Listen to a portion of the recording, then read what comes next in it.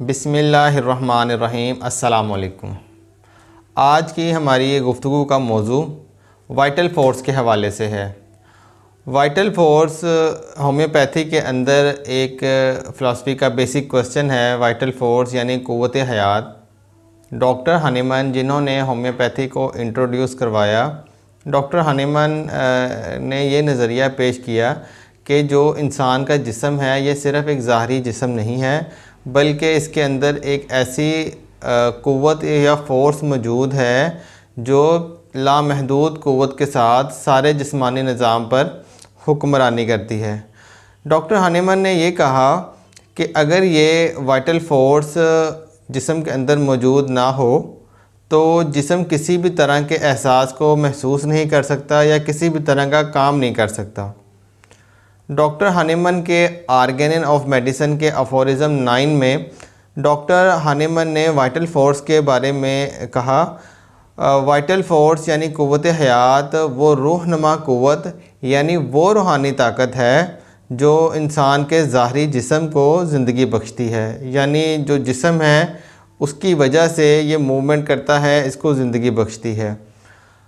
इसके अलावा ये जो वाइटल फोर्स है ये लामहदूद क़ुव्वत के साथ पूरे जिस्मानी निज़ाम पर हुक्मरानी करती है और जिस्म के जितने भी अज़ा हैं इनके अफ़ाल को कंट्रोल करती है और जो एहसासात हैं इनको भी अपने काबू में रखती है।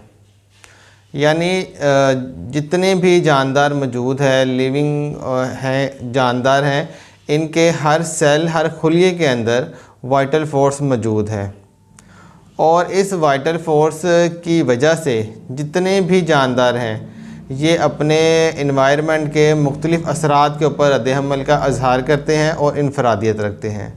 इनफरादियत से मुराद यानी इंडिविजुअलिटी रखती हैं। जैसे अल्लाह ताला ने हर इंसान को मुख्तलिफ़ शक्ल व सूरत पैदा किया, हर इंसान की जो नेचर है, उसकी हैबिट्स हैं और महसूसात हैं, एहसास हैं, वो दूसरे इंसान से बिल्कुल डिफरेंट है।